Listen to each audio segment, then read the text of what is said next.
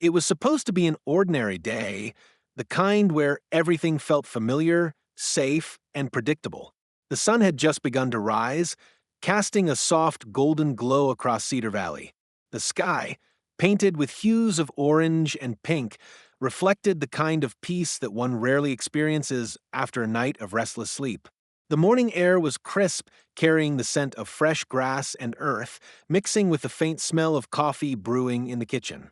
11-year-old Sophia and her younger brother Sam were already awake, as they had been for the past few years. Orphans at such a young age, they had learned to rely on each other, finding comfort in each other's company. Their days were simple: cleaning, doing chores, helping each other with homework, and getting by. There was a routine in the rhythm of their lives, one that, although shaped by tragedy, had become a quiet sense of security for them. Despite everything they had lost, they had each other. Sophia, with her fierce determination, always took the lead. She had an undeniable fire in her, a resilience that could not be extinguished. Despite her disability, she had learned to navigate the world with a bravery that belied her age. Her condition made her heart weaker than most, but it never stopped her from living her life on her own terms.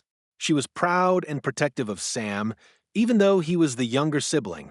He had always looked up to her, trusting her with a devotion that seemed to stem from a deep well of love and dependence.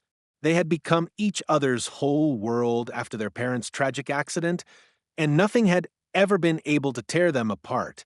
Their home, a small but cozy house on the outskirts of the neighborhood, stood at the end of a quiet street where kids rode their bikes on warm afternoons and families took evening strolls.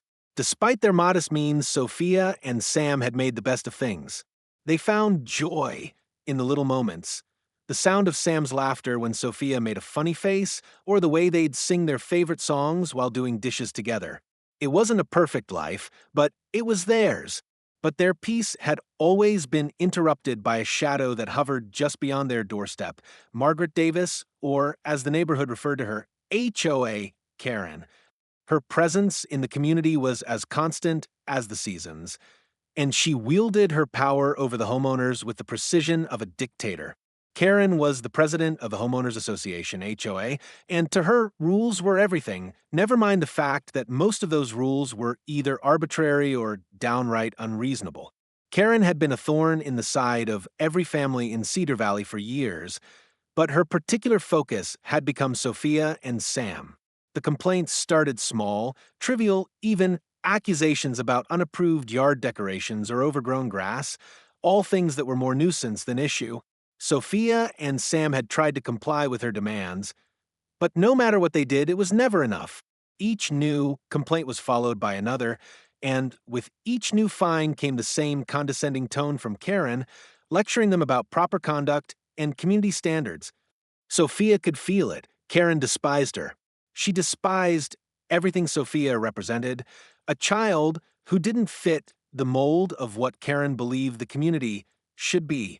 A disabled orphan who had the audacity to smile, to laugh, to exist. And as much as Sophia tried to ignore Karen's remarks, they began to chip away at her resolve. It wasn't just the fines or the rules, it was the way Karen made her feel as though she didn't belong. On that morning, everything seemed like it would be the same as every other day, quiet, routine, and unremarkable. But beneath that calm surface, something darker was brewing.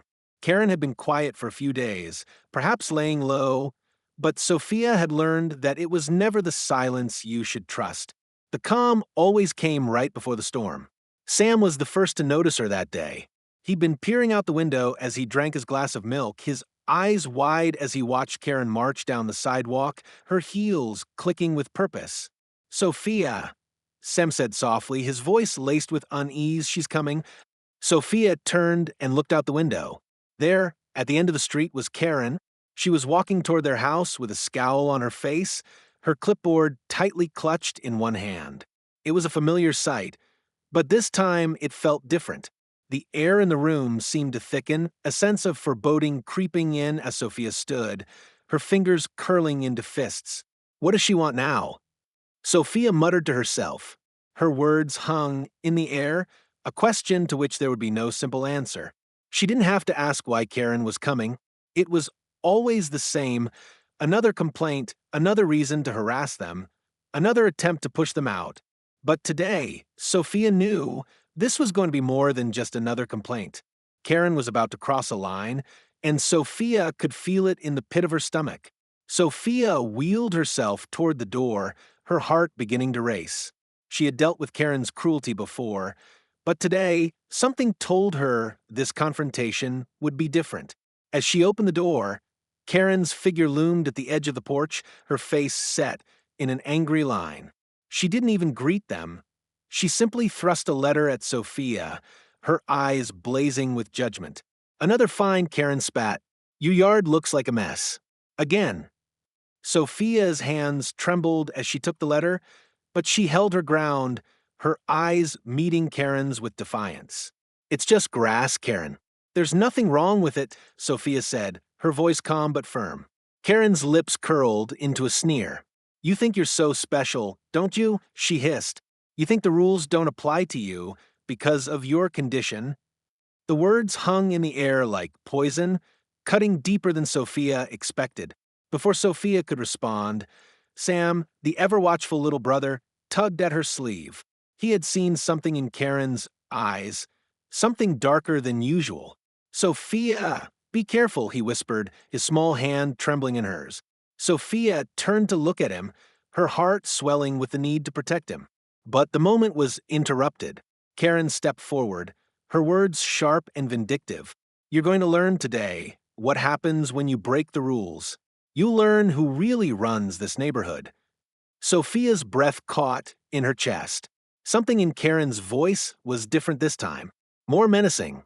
And just as she prepared to step back inside, away from the storm, Karen did something she hadn't expected.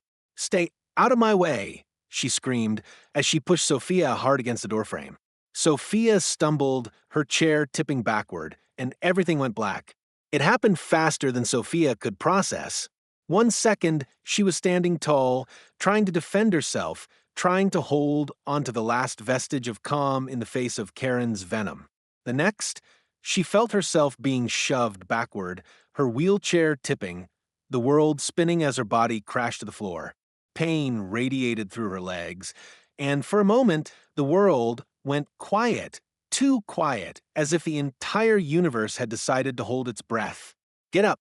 Karen's voice rang out, cutting through the silence like a whip. "Get up, you little brat. You think you're special just because of your condition? You think the world owes you something?" Sophia's body was shaking, her heart hammering in her chest. She had fallen to the ground, so hard that she couldn't immediately get back up. Her arms were still weak from years of dealing with her heart condition, and she found herself struggling to push herself up from the cold pavement. Her breath was coming in short, panicked gasps as she tried to make sense of what was happening.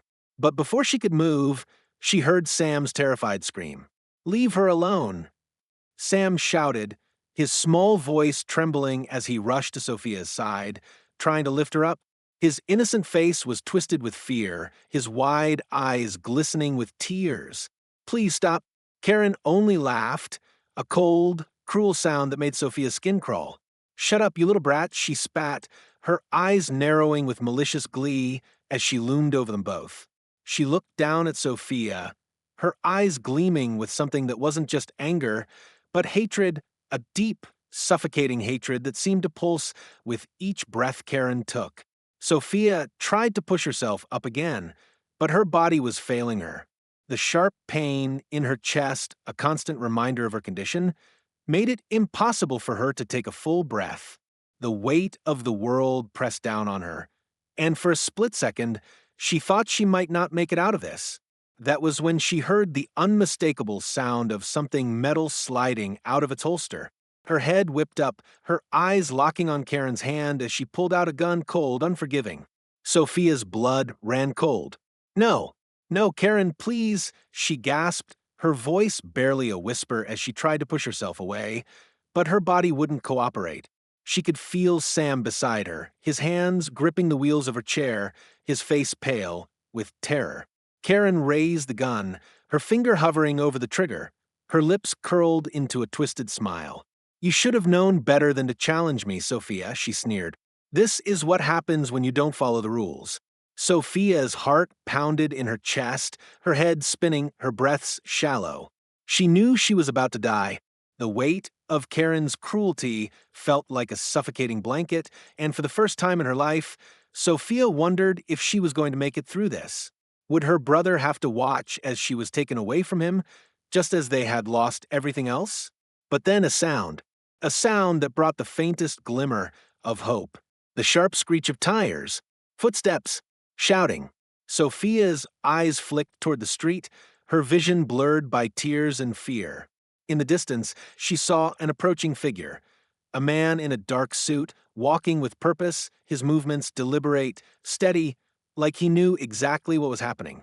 She didn't know who he was, but she could see something in the way he moved. Power, authority. Without hesitation, the man stepped into the chaos. "Drop the gun," he commanded, his voice calm but laced with authority. Karen froze, her eyes darting from the man to the gun in her hand. "What?" she gasped, the uncertainty creeping into her voice. "Who are you?" The man didn't flinch. "I'm Detective Michael Connors, and I suggest you drop that weapon right now." Sophia blinked in disbelief. She didn't understand what was happening. Who was this man, and why was he so confident? But as he continued to advance, the crowd of onlookers, people who had once been too afraid to speak out, began to murmur, slowly moving toward them. There was a shift in the air, a sense of justice beginning to take root, and it was enough to make Karen hesitate.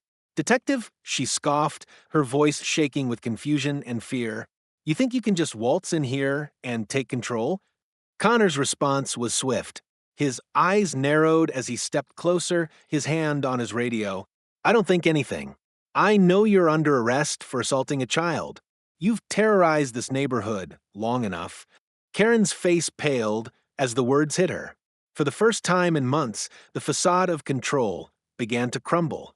She glanced around, her eyes flicking to the neighbors, to the people who had once been too afraid to speak against her, who now stood behind the detective, showing the courage she had crushed with every word she had spoken.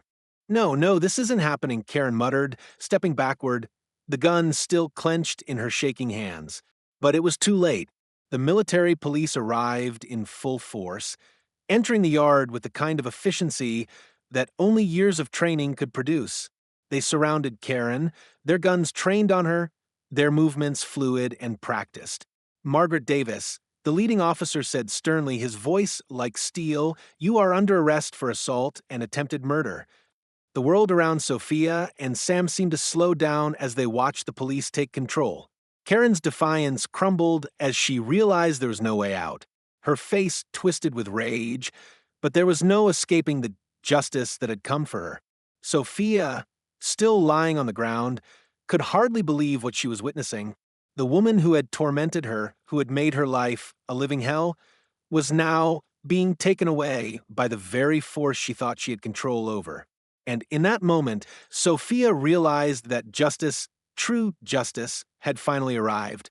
The officers escorted Karen away in handcuffs, her protests growing fainter as she was led down the driveway and toward the waiting police car.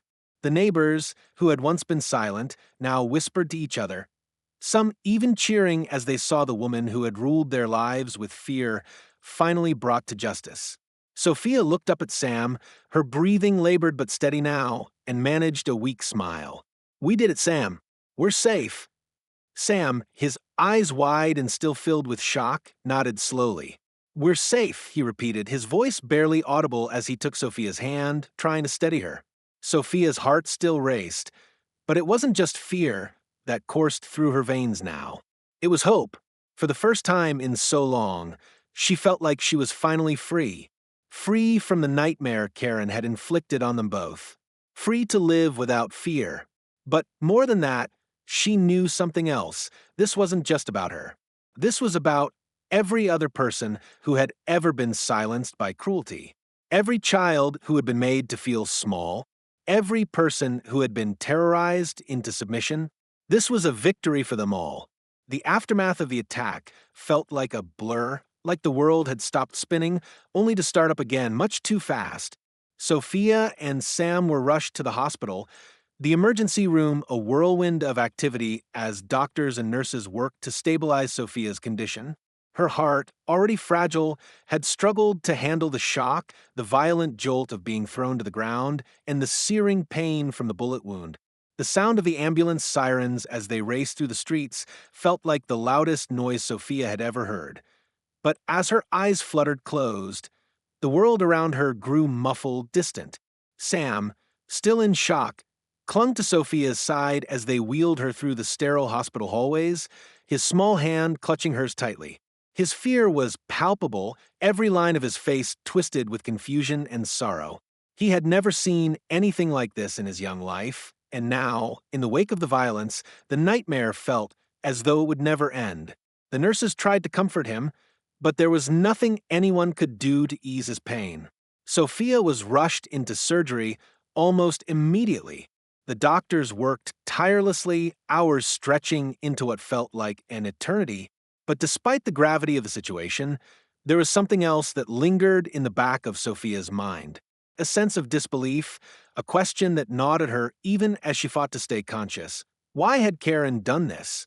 When she finally awoke, groggy and disoriented, the first thing she saw was her brother sitting beside her, his face pale, his eyes red-rimmed from lack of sleep and endless tears. She could hear the faint beeping of machines, the soft rustle of nurses in the background, and the quiet hum of the fluorescent lights above. "Sam," she whispered, her voice weak, but filled with a resolve she hadn't even known she still had. "Don't talk, Sophia," Sam said quickly, wiping at his eyes. "You're going to be okay. I'm not going anywhere." She tried to smile, but it was hard. The pain in her chest was unbearable, a constant reminder of the nightmare she had just lived through. "You're safe now, Sam. We're safe." For the first time in what felt like forever, Sophia truly believed those words. The attack had left scars, physical and emotional, but it had also given her something that couldn't be taken away. She had survived, and that survival was her triumph. As the days passed, the news spread through Cedar Valley like wildfire. The police had arrested Karen, and the community, which had once been held hostage by her cruelty, slowly began to rally around Sophia and Sam. The story of what had happened, of how a neighbor had attacked an innocent child in cold blood in front of her brother, became the topic of every conversation. People who had once been afraid to speak out against Karen's reign of terror now found their voices. The media quickly caught wind of the story. Sophia became a symbol, not just of victimhood, but of strength. Her story of surviving such an unimaginable attack and of standing up to the woman who had tormented her for so long struck a chord with countless others. The story went viral, and soon, people from all walks of life were sending their support. Messages flooded in from strangers offering encouragement, prayers, and love. But while the outpouring of support was overwhelming, the emotional toll it took on Sophia and Sam was immense. They were no longer just dealing with the trauma of the attack. They were also learning to navigate the public spotlight, a constant reminder of the nightmare that had unfolded in their own backyard. And then came the trial. Karen's lawyer tried everything in his power to paint her as the victim, to twist the narrative, to make her out to be a misunderstood woman driven to act out of fear. She was defending herself, he claimed, as if that somehow justified the violence she had inflicted on a defenseless child. But the truth was undeniable. The witnesses who had seen the attack, the video footage captured by a neighbor's security camera, the bullet wound in Sophia's chest, all of it painted a picture that Karen could not escape. Her actions were not just unjustified, they were criminal. The courtroom was tense, filled with the kind of energy that only a case like this could generate. The prosecution laid out the evidence meticulously, proving, without a shadow of a doubt, that Karen's attack on Sophia was premeditated and malicious. The defense tried to argue that Karen had acted out of fear or anger, but it was clear to everyone in the room that her actions had been calculated. She had wanted to hurt Sophia, to destroy her, to prove that she was untouchable. As the days dragged on, the weight of the case began to take its toll on Sophia. She had to relive every moment of the attack in excruciating detail, every word Karen had spoken, every movement she had made. It was a process of re-traumatization, but one that was necessary to ensure that justice was served. Finally, after what felt like an eternity, the jury returned with their verdict. Guilty. The word echoed in the courtroom, and for a moment, the world seemed to stop. Karen had been convicted of assault, attempted murder, and several other charges. She was led away in handcuffs, her face twisted in rage as she shouted obscenities at the jury, but no one cared anymore. She had lost. She was going to pay for what she had done. Sophia felt a strange sense of peace wash over her as the gavel struck, sealing Karen's fate. Justice had been served, but the relief was bittersweet. The damage had already been done. Sophia would never forget the way Karen had looked to her that day, the coldness in her eyes, the twisted pleasure she had taken in Sophia's pain. But at least now the world knew the truth. The aftermath of the trial wasn't easy. Sophia still struggled with the emotional scars of that day. The nightmares didn't go away overnight, and there were days when she couldn't bring herself to leave her room.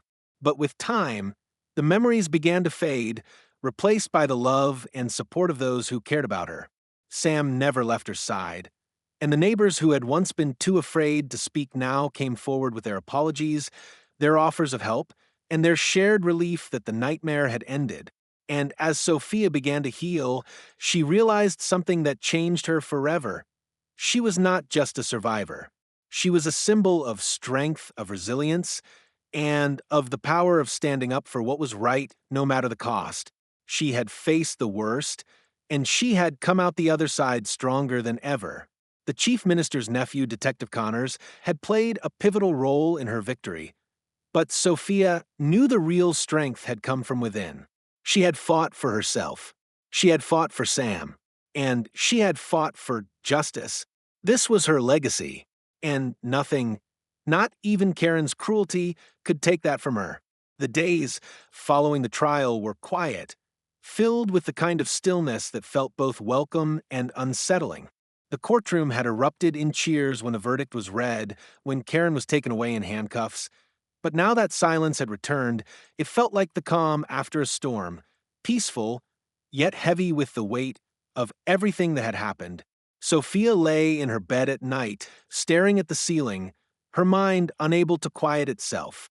The trauma of what had happened still clung to her like a second skin, each memory surfacing when she closed her eyes. But there was something else now, something she hadn't expected, a flicker of hope. A sense that the world, for all its darkness, could be made right. Slowly, day by day, Sophia started to piece herself back together. The scars, both physical and emotional, were still there, but they were no longer the only thing that defined her. There was more to her than the attack, more than the victim she had been painted as by Karen's twisted lies. She was stronger than that. She was a survivor, and it was time to let that strength shine. It wasn't easy. Some days, the weight of everything was too much. The nightmares, the panic attacks, the overwhelming fear that would sometimes hit her out of nowhere. It all threatened to consume her. But Sam, ever the little protector, was always by her side, reminding her in his quiet way that they were in this together. He became her anchor, the one thing that kept her grounded when the storm inside her felt like it might pull her under. One afternoon, several weeks after the trial, Sophia sat with Sam on the front porch, watching the sunset. The soft colors of the evening sky mirrored the quiet peace that had settled into their home. It wasn't perfect. Nothing could ever be perfect after what they had been through, but it was theirs, and that, Sophia realized, was enough. "I'm glad we're home, Sam," she said softly, her voice barely more than a whisper. "I'm glad you're here with me." Sam nodded, his eyes wide with the sincerity that only a child could possess. "I'm glad too. I don't want to lose you, Sophia." Sophia smiled, brushing a strand of hair from his face. "You won't. We're in this together. Always." And that was when she realized it, the true legacy of everything that had happened. It wasn't the victory in the courtroom, the arrest of Karen, or the justice that had been served. The true legacy was their resilience. The way they had fought through the darkness and come out stronger. The way they had held onto each other no matter how hard the world tried to break them. Their home, once a place of fear and torment, was now a sanctuary. The neighbors who had once been silent now spoke out, offering their support and expressing their regret for not intervening sooner. Some had even gathered around Sophia and Sam, coming together to rebuild the broken community that Karen's reign had fractured. What had once been a place of division and cruelty was slowly becoming a place of compassion, of understanding, of second chances. Sophia and Sam's story had become a symbol for many. People reached out from all over, sharing their own experiences with injustice and cruelty. They thanked Sophia for giving them the courage to speak up, for showing them that no one should ever be made to feel small or powerless. It was overwhelming at first, the sheer number of messages, letters, and gifts that poured in, but Sophia took comfort in knowing that their story was making a difference. It wasn't just about them anymore. It was about everyone who had ever felt silenced, everyone who had ever been made to feel like they didn't matter. The day the neighbors gathered to dedicate a small plaque in Sophia's honor was one of the most emotional days of her life. It wasn't just a plaque. It was a reminder that her strength had done something far greater than defeat an enemy. It had brought a community together. It had restored their faith in each other, in the power of standing up for what was right. As the months went by, Sophia's heart slowly healed. The scar from Karen's bullet remained on her chest, but it wasn't a symbol of pain anymore. It was a symbol of survival. And every time Sophia looked at it, she was reminded that she had faced her worst fear and come out the other side. Sam, too, had changed. The little boy who had watched in horror as his sister was attacked was now a young man with a quiet strength of his own. He still carried the weight of that day, but it didn't define him. He was no longer just the scared little brother. He was her equal, her partner, her protector. Together, they had built something beautiful in the wreckage of what Karen had tried to destroy. The road to healing wasn't straight or easy. There were setbacks, moments of doubt, moments when the past threatened to resurface. But with each passing day, Sophia grew stronger, more confident in herself, and more determined to help others who had suffered in silence.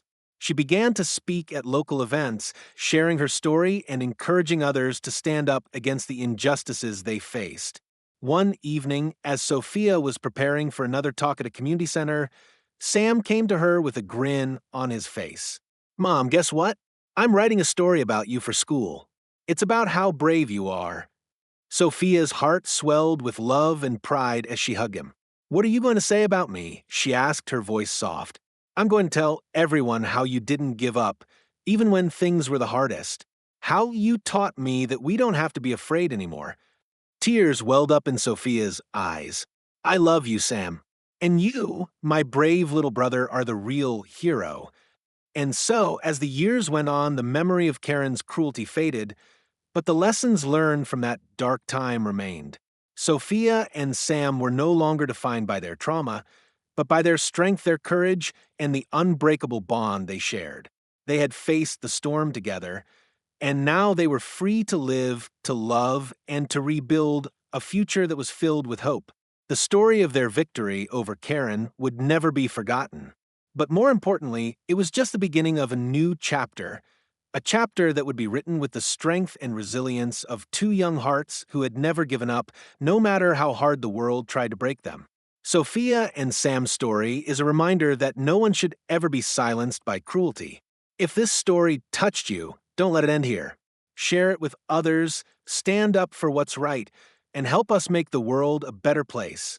For more powerful real-life stories of justice, subscribe to HOA Denied Access and be part of the fight against corruption and abuse. Your voice matters. Together, we can make a difference.